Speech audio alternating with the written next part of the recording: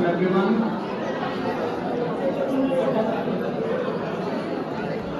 So, request silence. Thank you very much. Thank all of you for participating in the Kirtan. So we'll just say our invocation prayers and then we will begin. Om Namo Bhagavate Vasudevaya. Om Namo Bhagavate Vasudevaya. Om Namo Bhagavate Vasudevaya. Om Namo Bhagavate Vasudevaya. Om Namo Bhagavate Vasudevaya. Om Namo Bhagavate Vasudevaya. Om Jnanatimirandhasya Jnananjanashalakaya Chakshurunmilitam yena Tasmai Shri Gurave Namaha. Shri Chaitanya Krishnam Sthapitam yena Bhutale Swayam Rupa Kadamyam Dadati Saparantikam Vandeham Shri Guru Shri Yuta Padakamalam Shri Guru Vaishnavamsa Shri Rupam Sakalatam Saharanaghunathanitam Tam Sajivam Sadvaitam Savadhutam Parijana Sahitam Krishna Chaitanya Devam Shri Radha Krishna Balaram Saharanalita Shri Vishakamitam He Krishna Karuna Sindhu Dinabandho Jagapate Gopesha Gopika Kanta Radha Manda Namostute Rakta Kanchana Gaurangi Radhe Vrindavaneshwari Krishna Bhanu Sute Devi Pranamami Haripriye Vanchakalpatarubhyascha Kripa Sindhureva cha Patitanam Pavanebhyo Vaishnavebhyo Namo Namah. Namo Vishnupadaya Krishna Preshaya Bhutale Srimate Bhaktivedanta Swamini Namine Namaste Saraswate Deve Gauravani Pracharine Nirvishesha Sunyavadi Paschatya Deshatarine Jai Shri Krishna Chaitanya Prabhu Nityananda Shri Advaita Gadadhara Srivasadi Gaura Bhakta-vrinda. Hare Krishna, Krishna Krishna, Hare Hare, Hare Rama, Rama Rama, Hare Hare.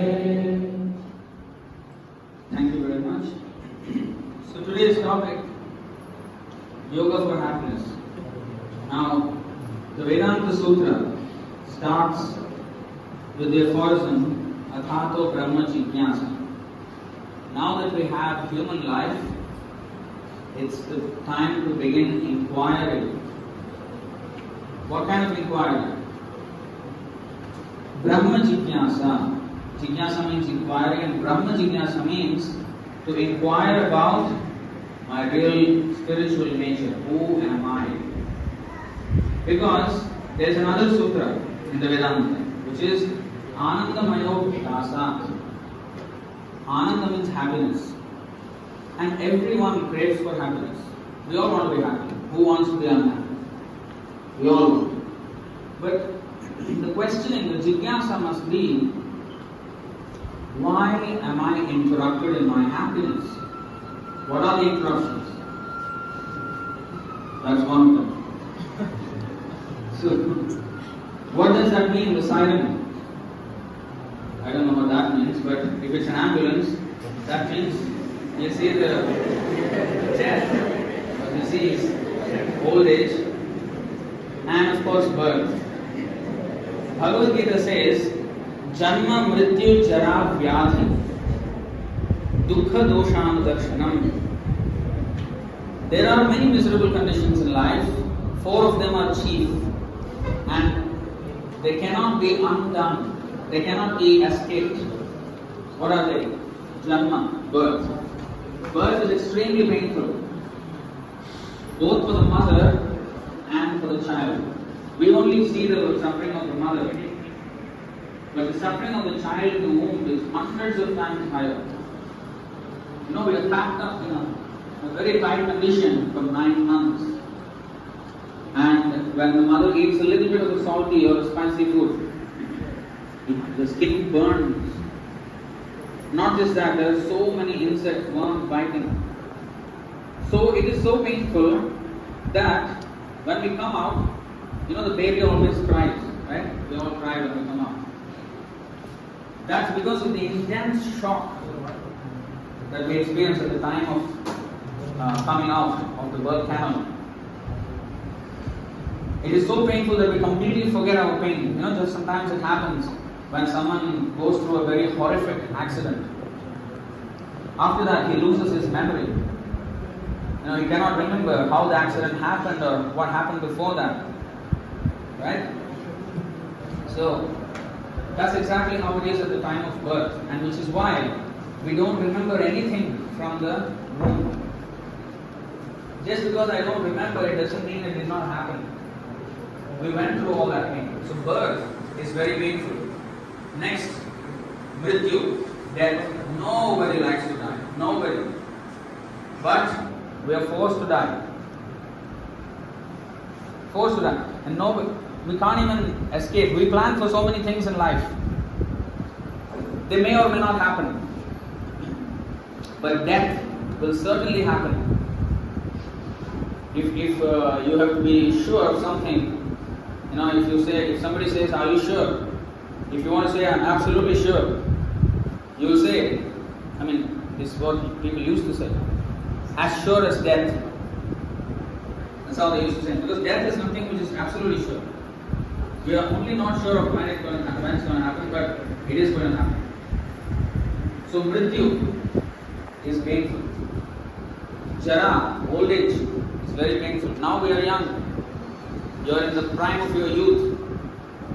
You will think, death is something old people can think about, not for me. But who knows how old we are? You know what? But there was an incident where our spiritual master, Srila Prabhupada, our guru, he was asked this question: Why are you teaching all this, spiritual knowledge to young people? They are supposed to be busy in life. When you have more time in your retirement, that time is the time to think about all these things. So our guru, Srila Prabhupada, he said, "What is the meaning of old?" He answered, "Old means old. Old. No, old means," Prabhupada said, our guru said, "Old means you're going to die. You're near to your death. That is the meaning of old age." So who knows how near are we? Who knows how near we are to our death? Anything can happen, right? So we are always old at any time. And even by definition, from Bhagavad Gita we understand, "Na jayate mriyate va kadachin." There was never a time when we were born, and there was never a time when we will die actually. The body dies, the soul continues. We are actually very, very old. Millions and millions of lifetimes we have been through. We have been through the body of a dog, the cat, the insect, the snake, the reptile, everything, plants. And now finally we have come to human life. That's why we say, Athato Brahma Jignasa. In this lifetime, human lifetime, we can begin this inquiry. Who am I? Who is God? What is my relationship with God? And we are not talking about sectarian, cultish understanding of God. God is God, the supreme controller. So now, the point we have to understand is it is painful. Old age is painful. So old age is at any time. Janma, Mrityu, Jara and Vyadhi. The fourth miserable condition is disease. Right now I have a sore throat, a little bit of a sore throat. It's not very comfortable. But that's not very serious. Sometimes we get much more serious, cancer or diabetes or much worse, life-threatening diseases. All of them are not pleasurable. Everything is painful. So janma mrityu jara vyadhi dukha doshanu darshanam. An intelligent person is he who can see the miserable conditions and who can understand them and who tries to make a solution for them. And solution does not mean I invent something to prolong life. That's not what we're talking about. Because even if you prolong life, you're going to die one day. That's for sure. So, what can we do about it then? So that is where this yoga for happiness today's topic is going to start at. So happiness means it should not be interrupted. That is real happiness. Sometimes people say, oh, unless you have a little bit of misery, how do you appreciate happiness? How do you appreciate pleasurable condition? That's why misery is also important, they say, so that you can taste the happiness even more. But that happiness which we think is happiness today, for example, you may go to a nice movie and enjoy yourself for about 3 hours. You think that is happiness. But actually what it is a temporary relief from suffering. It's not actually happiness. 200 years ago there was this technique of punishment. When a thief was there and he was convicted, he was taken by 4 strong men into the water, into the river, and his head was dumped into the water until he almost cannot breathe. Then they put his head out. And then they give him about 10 seconds, put it back again. And then until he cannot breathe, then. So they do this for half an hour, 45 minutes continuously. You know how painful that is. And after about 5-6 minutes, the person feels, he is going to die when he's under the water, and when he's out for 10 seconds, he thinks, oh, that is happiness. Then 10 seconds later, down again. So that relief, we are terming it as happiness right now. What we think is happiness, watching India in the Cricket World Cup or some movie, this is all some temporary relief from suffering. That's not real happiness. Real happiness is when you actually can enjoy life. So it all starts with, in the yoga, there are 8 parts, Ashtanga Yoga. It is called Ashtanga Yoga in the Yoga Sutras of Patanjali. The yoga is mentioned as Ashtanga Yoga, 8 divisions of yoga, 8 stages of perfection. It starts with Yama, then Niyama, Asana, Pranayama, Pratyahara, Dharana, Dhyana, Samadhi. 8 divisions. So people nowadays, yoga means some pranayama, some asana. These 2 things they do, right? For some fitness. That's all. But that's not yoga. It's not just a fitness program. Although that's a byproduct of the yoga practice. But that's not the actual goal of yoga. The word yoga means what? Even in Telugu, yoga means addition. If you learn Telugu medium, yogam, viyogam. Antam kada? What is that? Yogam ante addition, viyogam ante subtraction. So yoga means to join. Join what? Some people say body and the mind. No, body and the mind are already joined up. We are all together. In fact, we have separated. We have to know what is what. We are unable to distinguish. We have to know what is mind, what is intelligence, what is soul. We don't even know. So, what is this joining about? This joining is about me and God to reunite with God. Why do I say reunite? Why not unite? Because our original position is to be with God. We have forgotten Him for many, many lifetimes. And now we have to get back to Him again. And that is yoga. So then what is this asana, pranayama and all that got to do with that? How is that linked? How is that connected with going back to God? So the Ashtanga Yoga process is first of all yama, to practice some sense control. Yoga Indriya Samyama, to control the mind, to control the senses. Shama, Dama, Tapa, Shaucham, Kshatir, Arjavam, Jnanam, Vijnanam, Astikyam. So these are principles of yoga, Brahmanical principles. Yama means to practice sense control. Niyama means regulation. So Yama means do's, Niyama means don'ts. So Yama, Niyama, what we should do, what we should not do. Like if you have a ailment, you have certain, the doctor will tell, okay, you have to eat these things, you have to avoid these things, you have to exercise, you should not sit idle, so many things, right? You have do's and don'ts. Similarly, for our spiritual, our principal sir has said, we need to have physical and mental health intact. You know how these two things can be had? They cannot, you can't individually have them.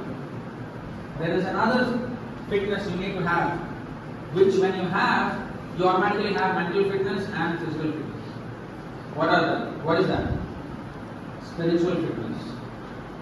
Because I'll show you, chapter 3, text 42 of Vaagdevi are the soul, which we actually are. We are the soul. We are not this body. Has inner wear and outer wear. What is inner wear? The Sukshma Sharira, which is subtle body, which consists of mind, intelligence, and false ego. Ego means identity. False ego means false identity. What is that false identity? That means I do not know who I am. I think I am this body. I am a man, I am an Indian, I am a human being. This is actually wrong. Why? Because this body is not what we are. How to understand that?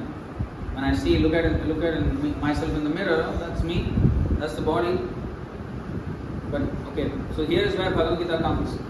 And here is explained that, when we say this is my body, this is my mind, my heart, my lungs, my liver, my kidney, my legs, my.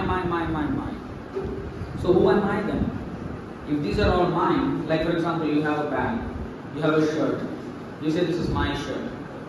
That does not mean you are the shirt belongs to you, right? So if you say this is my body, that means you are not the body. The body belongs to you, but who are you? That's why when somebody dies, we point at the body and say, oh, here is the body of Mr. So-and-so.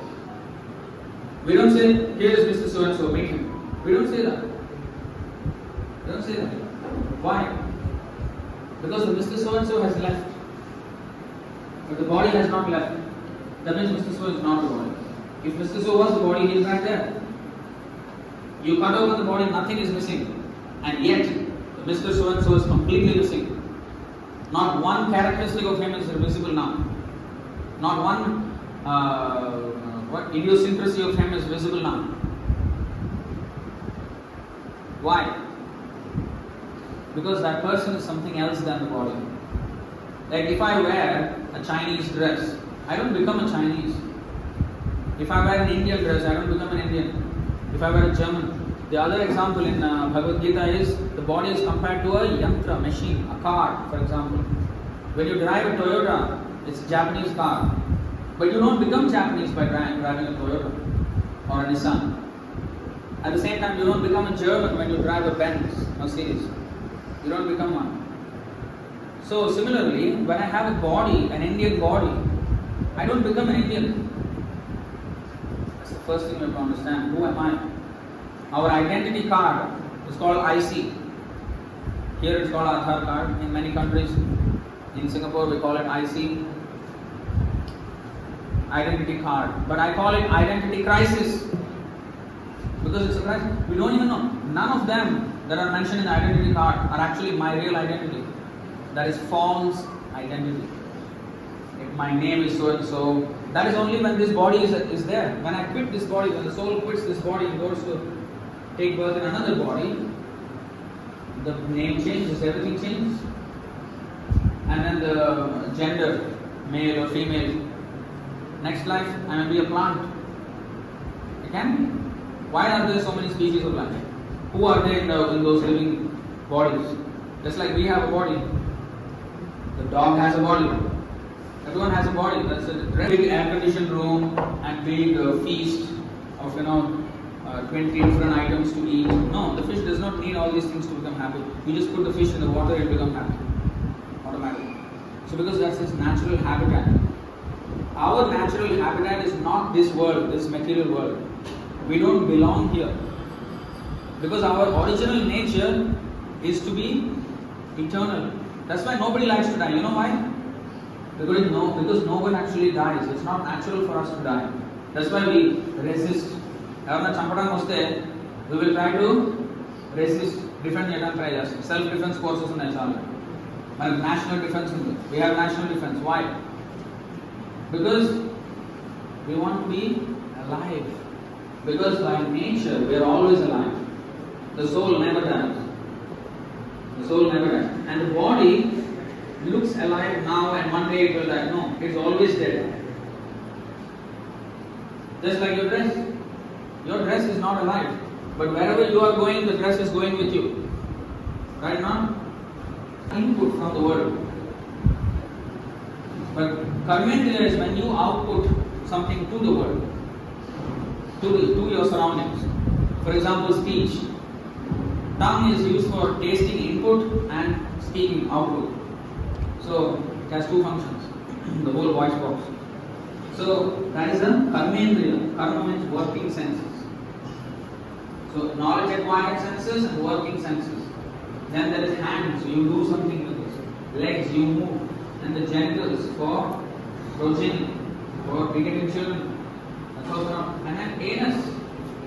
The stool, passing out stool, that's a very disgusting thing to say, but you know what? That's necessary for the upkeep of this.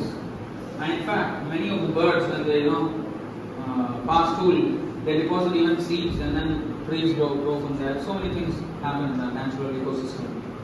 So everything has an interaction. This is called Jnanendriya and Karmendriya. Above these 10 senses is the mind, which controls, or supposed to control. But now we are being controlled by these senses. We smell something nice, oh, I want to eat it. My mind decides suddenly. I was just walking on the road, but then something nice smell hits my nose, and then I decide, okay, I want to eat that. So my senses are pulling me in one direction, another direction, like that. So technically in Sanskrit, this position is called Godasa, to be a servant of the senses. Whereas Goswami is the opposite word. You know why sannyasis are called Swamijis or Goswami? Why? Swami means master. Goswami means, this master means master of the senses. Maharaj. Usually Maharaj is used for kings or a sannyasi. King because he has conquered his kingdom and is ruling over them. And a sannyasi because he has conquered his senses. And that's why he is called Maharaj or Swami or Goswami. So this is why they are called Swami. So we have to become Swami of our senses. Now we are Das, a servant of our senses. Lust, anger, greed, illusion, madness.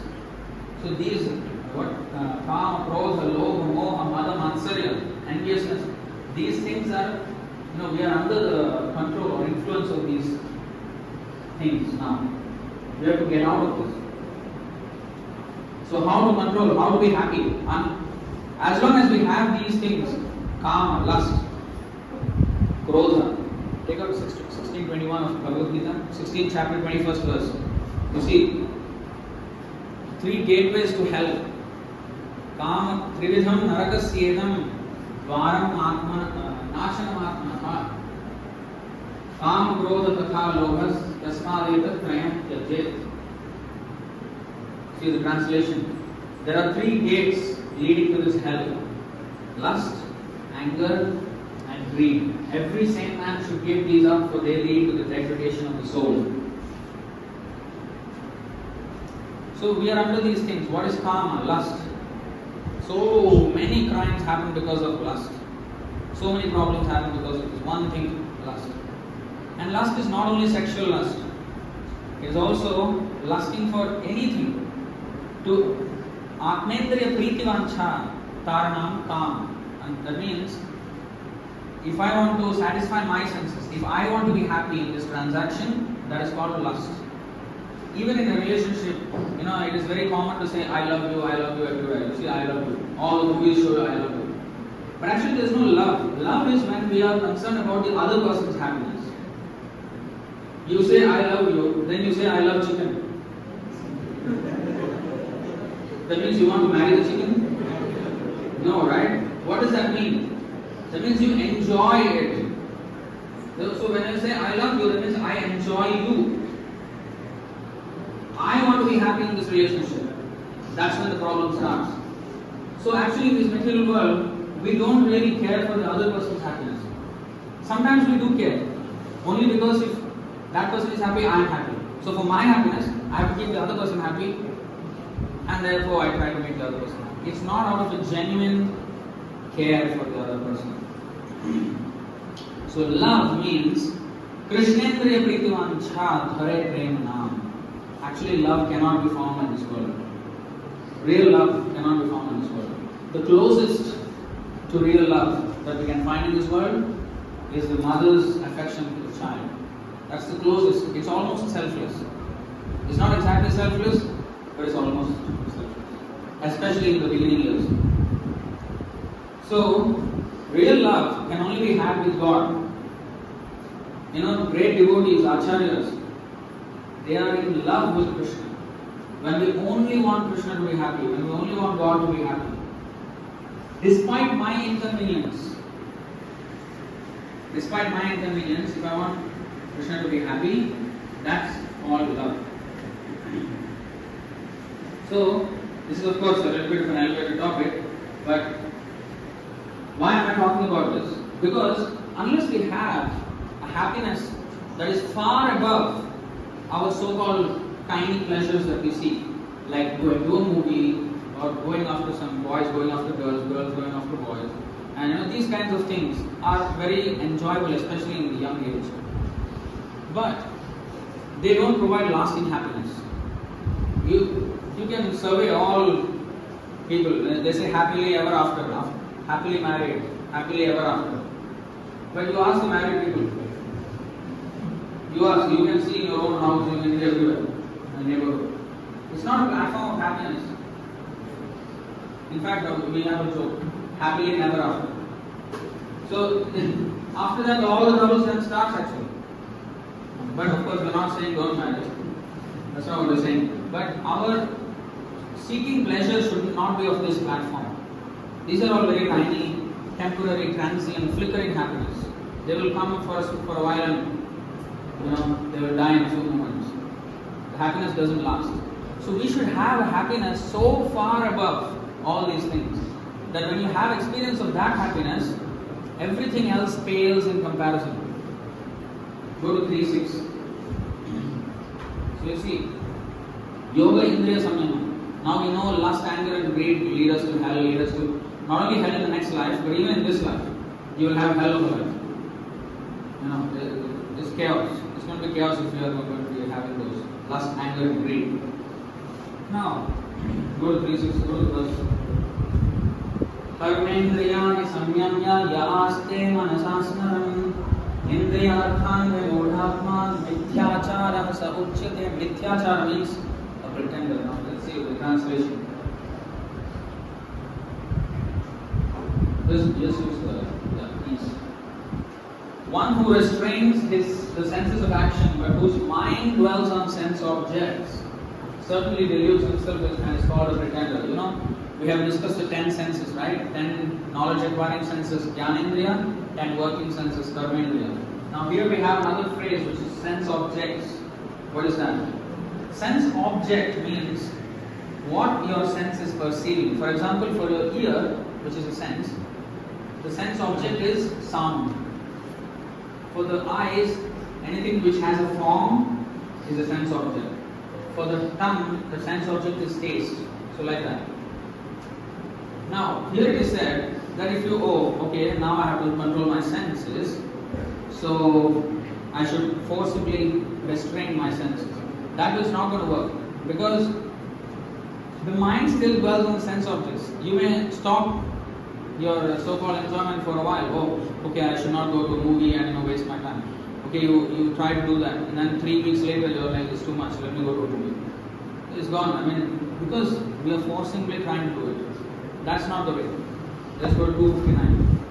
Vishaya Vinivartante Niraharasya Devina Rasavarjam Rasopyasya Param Drishva Nivartate. That means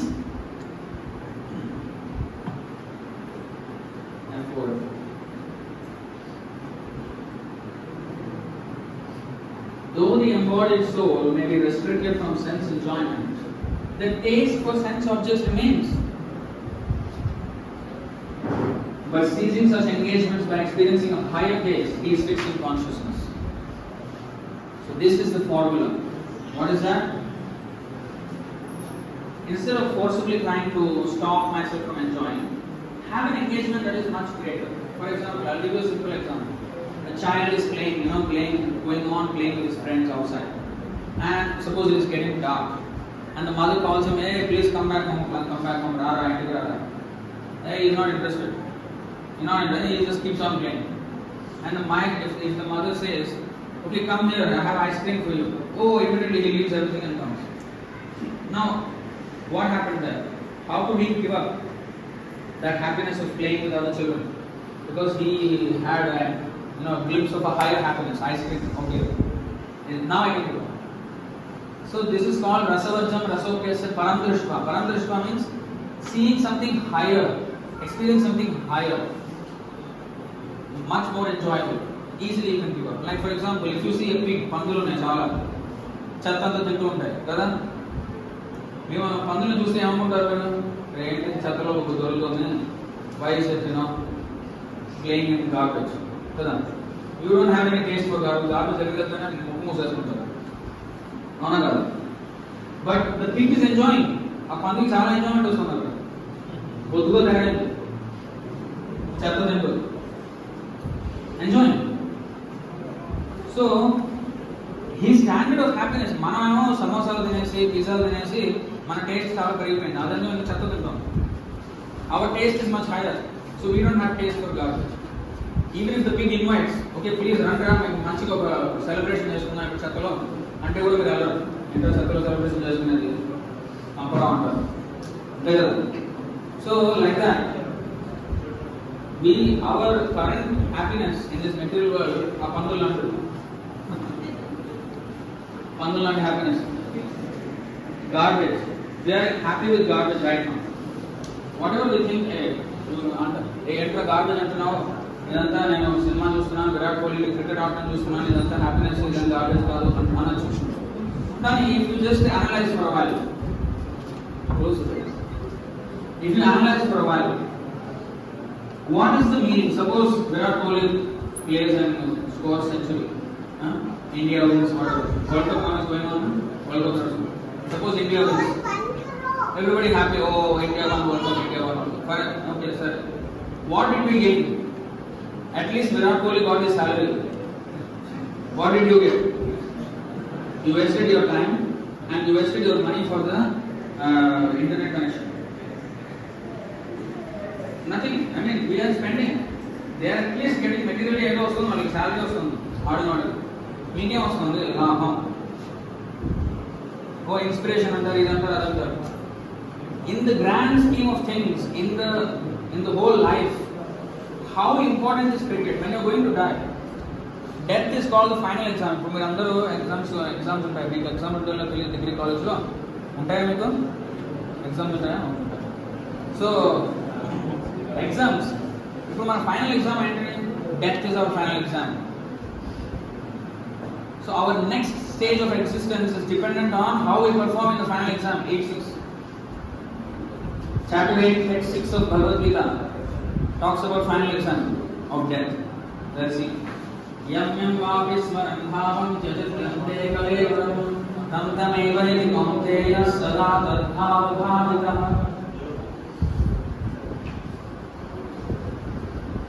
Whatever state of being one remembers when he hits his body. మనం చచ్చిపోయేటప్పుడు ఆ last moment లో what we think, according to that we will get our next body. Because when he quits his body, whatever state of being one remembers, That state you are living without faith. You know, మీకు మన భారతదేశం ఉంది కదా, name ఎలా వచ్చిందో తెలుసా? భరత్ మహారాజ్ నుంచి వచ్చింది. Bharat Maharaj, there used to be a king called Bharat Maharaj. There were two Bharat Maharaj actually. One is the son of Dushyanta, under whose name actually Bharat is called now Bharat. There was another Bharat Maharaj, Rishabdev's son. Many millions of years. He was a king, undisputed king. Nobody could defeat him, powerful, but he was very saintly also at the same time. So after some time he decided, this is too much. Now I have to concentrate on my spiritual life. So he gave his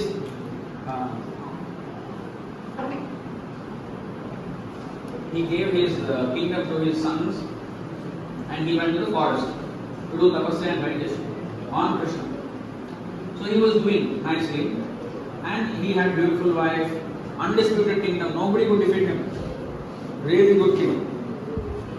And obedient children, nothing wrong with his family. Yet he was so serious about spiritual life, he went to the forest. What happened after that? He was rigidly practicing. One day he saw a deer. Please silence for a while. I request you to pay attention. So there was this deer, chinna deer. So that deer was pregnant mother. So then a tiger was attacking, and the tiger attacked the mother, and at that time the mother delivered the child, the doe, small deer, and then the tiger ate the mother up, killed the mother, ate. So this doe was there, and the tiger was already got a big meal, so he was not interested in the small deer, and he saw this deer and he took care of the deer. Then what happened? He got attached to the deer. మనకి గుర్తుపెట్టుకుంటే అలాగే మనకి ఇప్పుడు చాలా చూస్తూ ఉంటాం ఇన్స్టాగ్రామ్లో, ముందు టిక్టాక్లో ఉండేది, ఇప్పుడు ఇన్స్టాగ్రామ్ ఏదో కుక్కలు పిల్లులు వీడియోలు ఉంటాయి, ఓ క్యూట్ అనుకుంటూ వీడియోలు ఉంటాయి. అలా ఆ డియర్ పట్టుకుని క్యూట్ అనుకుంటూ పెంచాడు అనమాట భరత్ మహారాజు. So what happened, he got very attached to the dear. చాలా అటాచ్మెంట్ వచ్చేసింది. ఫ్యామిలీ వదిలేసి మొత్తం ప్రపంచాన్ని వదిలేసి వెళ్ళాడు అడవికి. అక్కడికి వెళ్ళి ఒక డియర్కి అటాచ్ అయిపోయినాడు. So one day there was a big storm anamata. So there was a huge thunder, lightning, rain, storm. You cannot see even 10 meters. And then the deer was nowhere to be found. Kanpadaledu. A deer akkada arustunnadu, pilustunnadu. Em sound ledhu, em ledhu. Akkada chachipoyinda, emainda ani kangaru. He was very afraid. What happened to the deer? So he was running and he fell into a ditch. Big ante cliff laga undedi.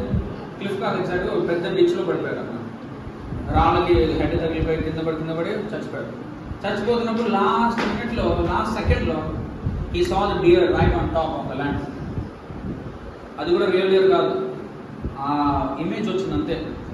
But ఆ dear అప్పుడు కూడా లేదు actual, అది కనిపిస్తుంది. ఆ dear తలుచుకుంటూ చనిపోయాడు అనమాట. ఇది మన పురాణాల్లో రాసింది, భాగవత పురాణం అని. There is a book called Bhagavad Puran, Srimad Bhagavatam. In that book, it is written this incident. So he died thinking of the deer. Next life he was born as a deer. Jinka tayarayadu next life. So then he became. But the good thing was, because he was very serious about God in the previous life, God made him Paramatma, Krishna. He made him remember what happened in his previous life. Usually we don't remember, kada. But have you seen those? How many people have seen those documentaries where, a small child, he remembers something of his previous life? Entamani chusaru? Evarna chusara sir? Only one, really? 2, 3, 4. That's it. Okay, fine. So actually there is, you have to see these documentaries. It's very interesting. People, even World War veterans, they remember exactly what plane they flew, exactly where they died, and the scar on their body. Even in the present life, they have a birthmark there. There's so many interesting things. Not only that, some people are prodigies. ఇప్పుడు music 3-year-old ఉన్నప్పుడే piano వాయించేస్తాడు. చూసారు అలాంటి వాళ్ళని? Music prodigy are karate ఏదో చేసేస్తాడు చిన్నప్పటి నుంచే. Is very good at. How do they get these things? Not by chance. This is because of previous practice in the previous life. కొంతమందికి గుర్తుంటుంది, కొంతమందికి గుర్తుండదు, కానీ ఆ టెండెన్సీ సెకండ్ నేచర్ లాగా వచ్చేస్తుంది. అందుకని ప్రాడజీస్ వస్తారనమాట. So this is the science of life and reincarnation అని ఎలా అవుతుంది, ఇదంతా మెకానిక్స్ అనమాట. ఇవన్నీ మనకు అర్థం కావాలి. Now I will show you. You see what you think of at the time of death అనేది చాలా ఇంపార్టెంట్. ఇప్పుడు ఆ ఫైనల్ ఎగ్జామ్, ఇప్పుడు మీకు ఎగ్జామ్స్ ఉన్నాయి కదా, if you want to pass your exams, you have to prepare accordingly your entire year, kada? You have to study diligently, you have to understand the concept very well, and then you can pass the exam, right? You can't expect to pass the exam without any preparation. That's not going to happen. You can try to cheat, but then even if you cheat, after you so-called pass, you will not be able to do anything any good to your job, right? So the best way is to actually prepare for the exam. At least in these exams, some people can cheat. Nowadays that is also not easy. You will be caught. But in the exam of God, you can never cheat him, because he is Paramatma, he is witnessing every single one of your thoughts. You cannot escape him. So next 85. अंतकाले च मामेव स्मरन् मुक्त्वा कलेवरम् यः प्रयाति समद्भावम् याति नास्त्यत्र संशयः. You should show the Sanskrit also. Now no, because I've already chanted. Translation: whoever at the end of his life quits his body remembering me alone, at once attains my nature. Of this there is no doubt. If we quit this body, anyway we are going to die. This body is going to die. పుట్టుకుందంటే చావు కూడా ఉంటుంది, ఖాయం. అది we cannot escape. So at the time of death, if we can remember God, Krishna, then next life there is no more work again. మనం వైకుంఠానికి వెళ్తాం. వైకుంఠం అంటే ఏంటి? విగత కుంఠ యస్మాద్ ఇది Vaikuntha. This is the definition of Vaikuntha. విగత కుంఠ. Kuntha means anxiety. No anxiety of birth, death, old age and disease. No anxiety. That is the eternal world, the kingdom of God, Vaikuntha. Vigata Kuntha means where there is no negation, where there is no birth, no death, no disease, no old age, eternal life, always happily engaged in the service of God. That is called Vaikuntha. That's where we belong, and that's where we can go if we pass the exam of death. How to pass? So we must constantly abhyasa yoga yuktena. We have to practice while we are alive, while you have good intelligence. Now you are in your youth. Now you have full strength of senses, full strength of the mind. Later on in your life, you will not have as much strength, as much energy. You will not have when old age takes over. So right now you have it. So invest some time. Instead of just doom scrolling on Instagram or YouTube, you can actually spend some time investing in your spiritual growth. And Bhagavad Gita is the best way. We have so many books here. Bhagavad Gita has a solution for this. It is a very nice scientific book for everyone. Now I will say a little bit about how powerful the mind is, so we can understand. Okay, go to 6.5 and 6.5. Chapter 6, text 5. Actually, chapter 6 is full about Jnana Yoga. How to meditate, how to practice yoga. 6th chapter of Bhagavad Gita. You see 6.5. Silence, please. I request. Uddharedatmanatmanam natmanam avasadhayet atmaiva hyatmano bandhur atmaiva tripuratmanah. Now, one must deliver himself with the help of his mind and not degrade himself. The mind is the friend of the conditioned soul and his enemy as well. The mind is our friend and our enemy. How come? Next. Bandhuratmatmanastasya yenatmaivatmana jitah anatmanastu shatrutve vartet atmaiva shatruvat. Shatru means you know, right? Enemy. For him who has conquered his mind, the mind is the best of friends. But for one who has failed to do so, his mind will remain the greatest enemy. You are sitting now with your greatest enemy. We all are sitting with our greatest enemy. Now we have to make it our friend. 99.99% of the people in this world have their mind as their enemy. Because they have no control over it. The mind is controlling them. The senses are controlling them. They are not controlling the senses. So, you see now, you go to 562, Srimad Bhagavatam. So now this was from Bhagavad Gita. Now I'll show you something from the Bhagavatam. Another glimpse of how powerful the mind is. See, you go to the English straight. You see, you have spoken correctly. After capturing animals, a cunning hunter does not put faith in them. Hunter, after capturing animals, he does not put faith in them, for they might run away. Similarly, those who are advanced in spiritual life do not put faith in the mind. Indeed, they always remain vigilant and watch the mind's action. మన mind మీద అంత faith పెట్టుకోకూడదు. మనకి motivational speakers ఏం చెప్తారు? Oh mind over matter, you can do it అని చెప్తారు. But actually we must know our mind is our greatest enemy. You can do it, but you can do what? చెప్తాను చేయకూడదు. మంచి ఏదో చేయాలి కదా. మంచి ఏంటో ఫస్ట్ తెలుసుకోవాలి. Then we should apply the principle. So now our mind will dictate so many things, but you must remain. The first thing is, when the mind says something, you must first analyze. Oh, wait. Is my mind telling something right or wrong? I must analyze first. So how to know whether it is right or wrong? Sadhu, Shastra, Guru.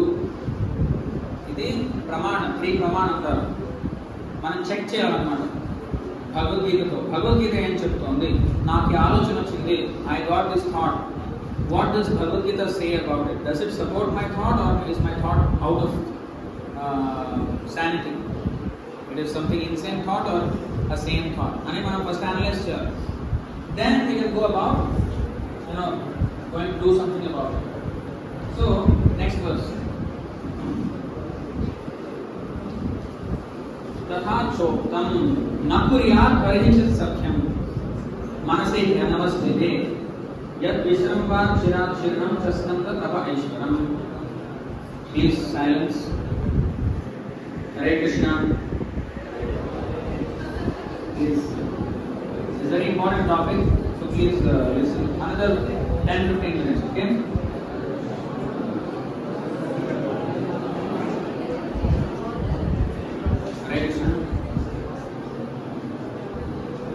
Please. All the learned scholars have given their opinion. The mind is by nature very restless.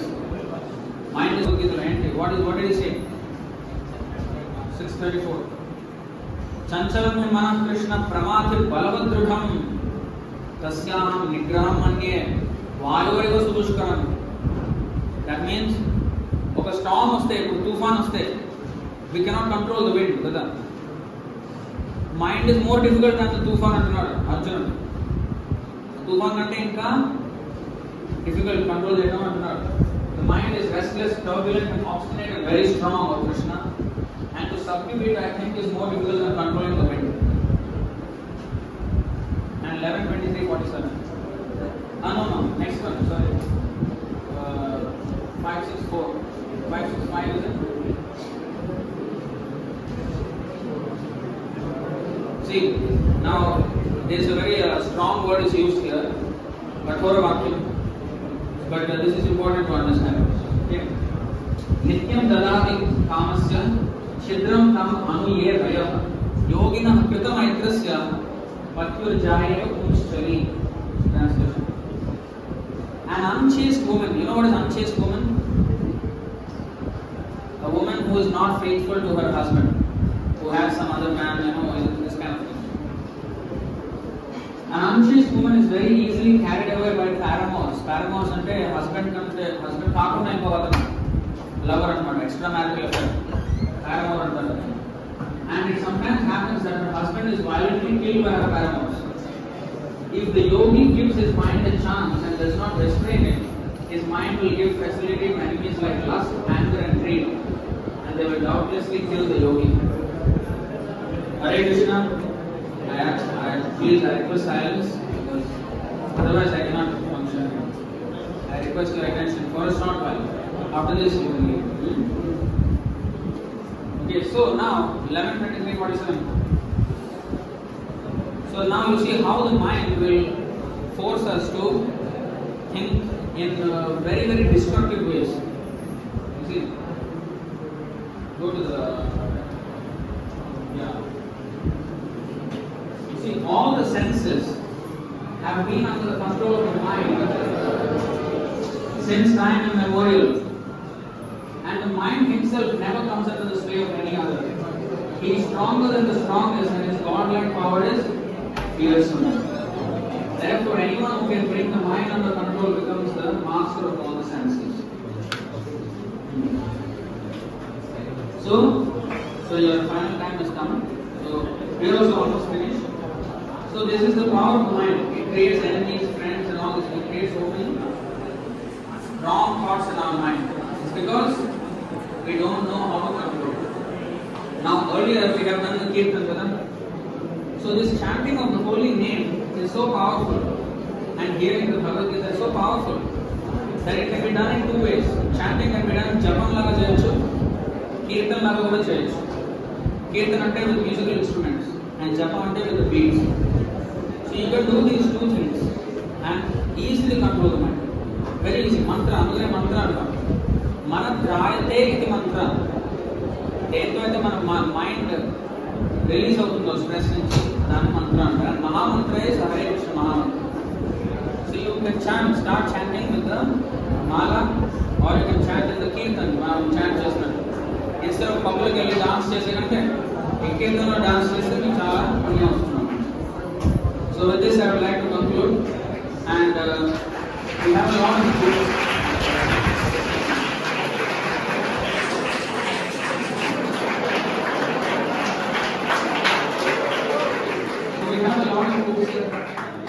Bhagavad Gita and related books we have.